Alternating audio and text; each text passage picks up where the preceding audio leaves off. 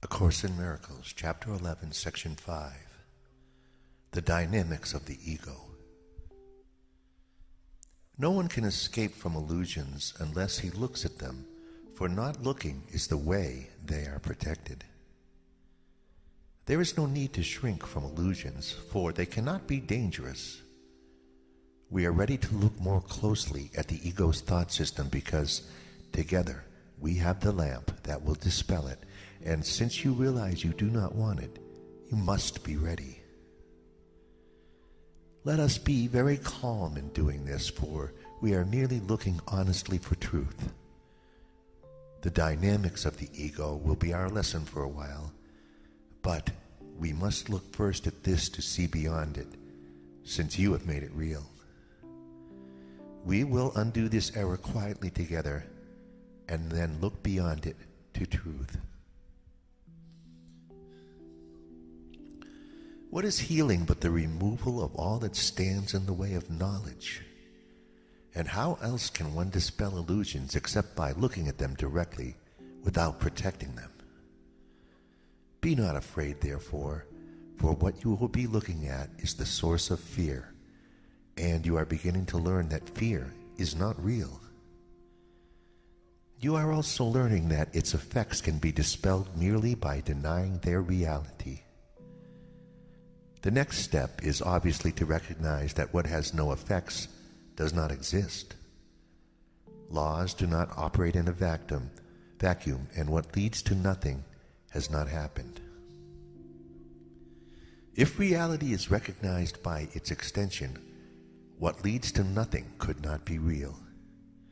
Do not be afraid, then, to look upon fear, for it cannot be seen. Clarity undoes confusion by definition, and to look upon darkness through light must dispel it. Let us begin this lesson in ego dynamics by understanding that the term itself does not mean anything. It contains the very contradiction in terms that makes it meaningless. Dynamics implies the power to do something, and the whole separation fallacy lies in the belief that the ego has the power to do anything. The ego is fearful to you because you believe this. Yet the truth is very simple. All power is of God. What is not of Him has no power to do anything. When we look at the ego, then, we are not considering dynamics but delusions. You can surely regard a delusional system without fear, for it cannot have any effects if its source is not real.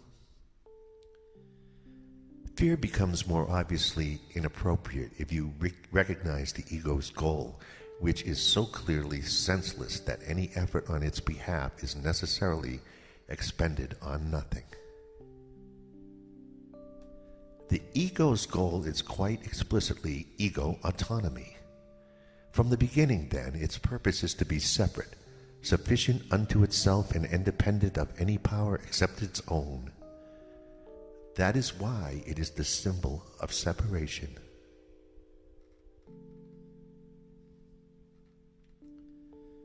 Every idea has a purpose, and its purpose is always the natural outcome of what it is. Everything that stems from the ego is the natural outcome of its central belief, and the way to undo its results is merely to recognize that their source is not natural, being out of accord with your true nature.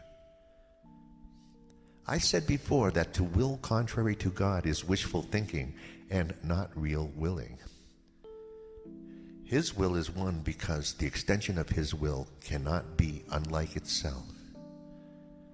The real conflict you experience, then, is between the ego's idle wishes and the will of God, which you share. Can this be a real conflict?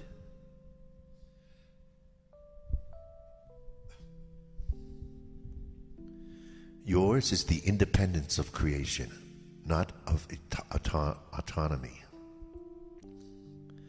Your whole creative function lies in your complete dependence on God, whose function He shares with you. By His willingness to share it, He became as dependent on you as you are on Him. Do not ascribe the ego's arrogance to Him, who wills not to be independent of you. He has included you in his autonomy. Can you believe that autonomy is meaningful apart from him? The belief in ego autonomy is costing you the knowledge of your dependence on God, in which your freedom lies. The ego sees all dependency as threatening and has twisted even your longing for God into a means of establishing itself. But do not be deceived by its interpretation of your conflict. The ego always attacks on behalf of separation. Believing it has the power to do this, it does nothing else, because its goal of autonomy is nothing else. The ego is totally confused about reality, but it does not lose sight of its goal. It is much more vigilant than you are because it is perfectly certain of its purpose. You are confused because you do not recognize yours. You must recognize that the last thing the ego wishes you to realize is that you are afraid of it. For if the ego could give rise to fear, it would diminish your independence and weaken your power. Yet its one claim to your allegiance is that it can give power to you. Without this belief, you would not listen to it at all. How then can its existence continue if you realize that by accepting it, you are belittling yourself and depriving yourself of power? The ego can and does allow you to regard yourself as supercilious, unbelieving, light-hearted, distant, emotionally shallow, callous, uninvolved, and even desperate, but not really afraid. Minimizing fear, but not its undoing, is the ego's constant effort, and is indeed a skill at which it is very ingenious. How can it preach separation without upholding it through fear? And would you listen to it if you recognized this is what it is doing? Your recognition that whatever seems to separate you from God is only fear, regardless of the form it takes, and quite apart from how the ego wants you to experience it, is therefore the basic ego threat. Its dream of autonomy is shaken to its foundation by this awareness. For though you may countenance a false idea of independence, you will not accept the cost of fear if you recognize it. Yet this is the cost, and the ego cannot minimize it. If you overlook love, you are overlooking yourself. And you must fear unreality because you have denied yourself. By believing that you have successfully attacked truth, you are believing that attack has power. Very simply then, you have become afraid of yourself, and no one wants to find what he believes would destroy him.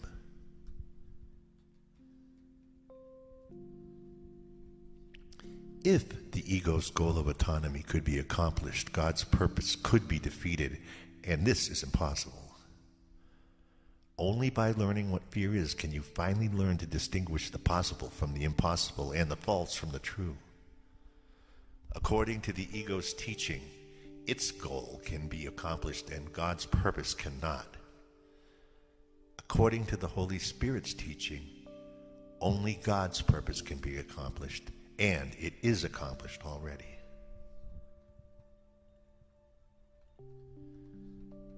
God is as dependent on you as you are on him, because his autonomy encompasses yours and is therefore incomplete without it. You can only establish your autonomy by identifying with him and fulfilling your function as it exists in truth.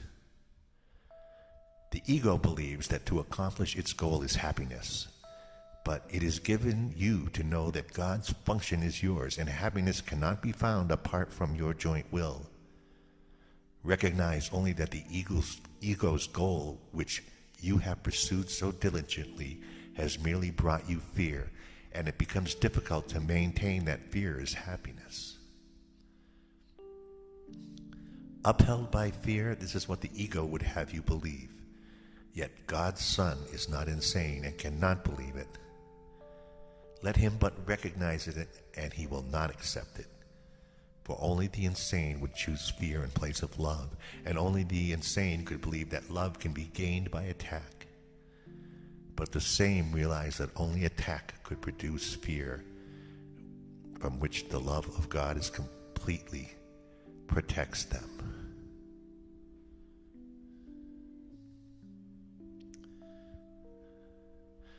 The ego analyzes. The Holy Spirit accepts. The appreciation of wholeness comes only through acceptance, for to analyze means to break down or to separate out. The attempt to understand totality by breaking it down is clearly the characteristically contradictory approach of the ego to everything. The ego believes that power, understanding, and truth lie in separation, and to establish this belief it must attack. Unaware that the belief cannot be established and obsessed with the conviction that separation is salvation, the ego attacks everything it perceives by breaking it into small, disconnected parts without meaningful relationships and therefore without meaning. The ego will always substitute chaos for meaning, for if separation is salvation, harmony is threat.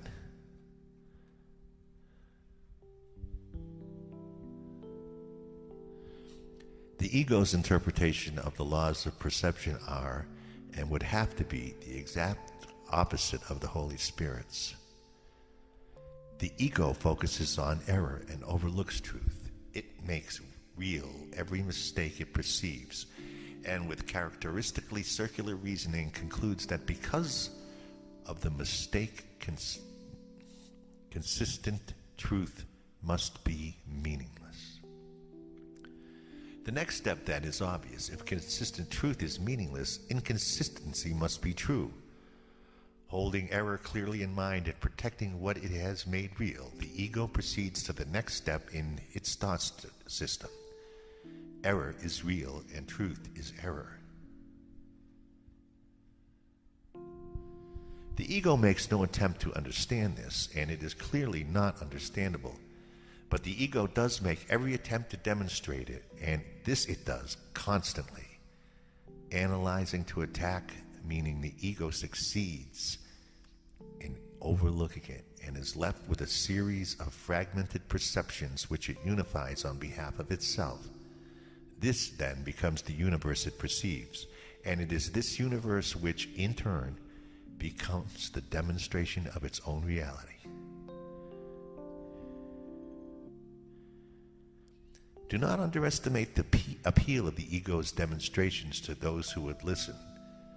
Selective perception chooses its witnesses carefully, and its witnesses are consistent. The case for insanity is strong to the insane, for reasoning ends at its beginning, and no thought system transcends its source. Yet reasoning without meaning cannot demonstrate anything, and those who are convinced by it must be deluded. Can the ego teach truly when it overlooks truth? Can it perceive what it has denied? Its witnesses do attest to its denial, but hardly to what it has denied. The ego looks straight at the Father and does not see him, for it has denied his Son.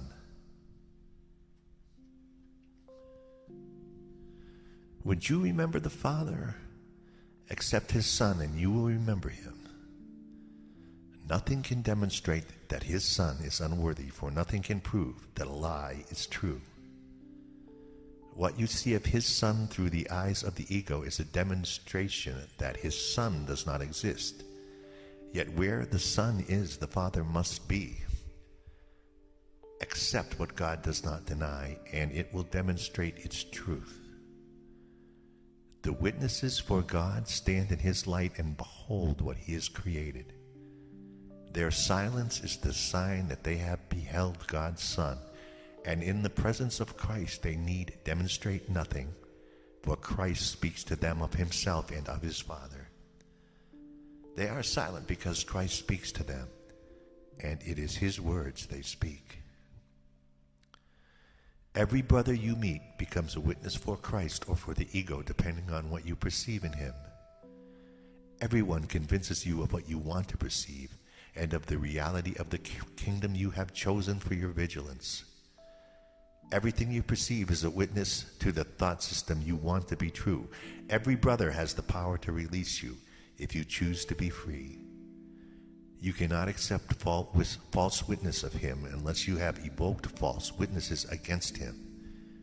If he speaks not of Christ to you, you spoke not of Christ to him. You hear but your own voice, and if Christ speaks through you, you will hear him.